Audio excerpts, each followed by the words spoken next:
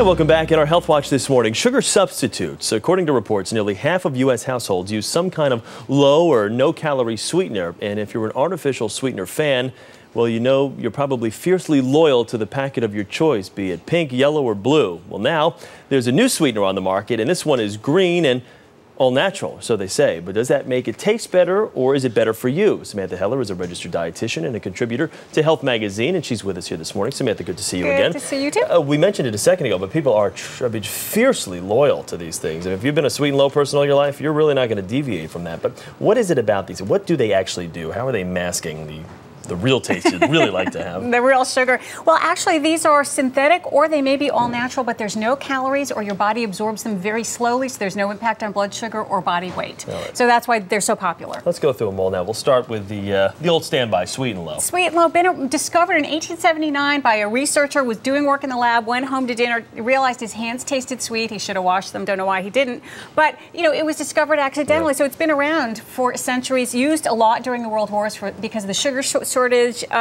Some concern over cancers. It was 1977, the FDA said, we're going to put it on the cancer list. 2000, it was delisted. There are some concerns, but people, it's safe, they say. So you wouldn't think by spilling a compound on your hand, tasting it, and saying, you know, this might be good on food now. But isn't that wild? Sure enough, I just love those stories.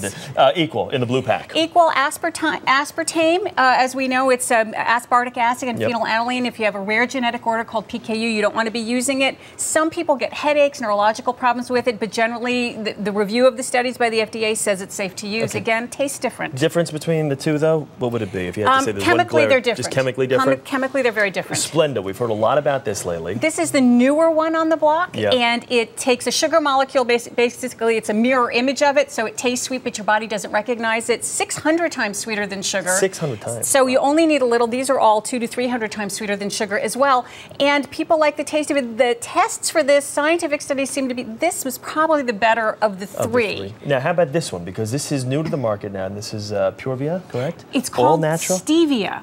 And it's from a plant in South America, like in Paraguay, and they call it all natural. They do have some bulking agents in there, 200 to 300 times sweeter than sugar.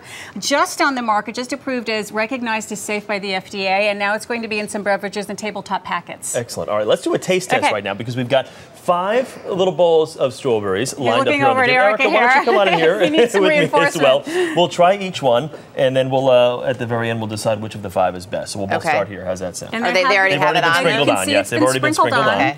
Okay.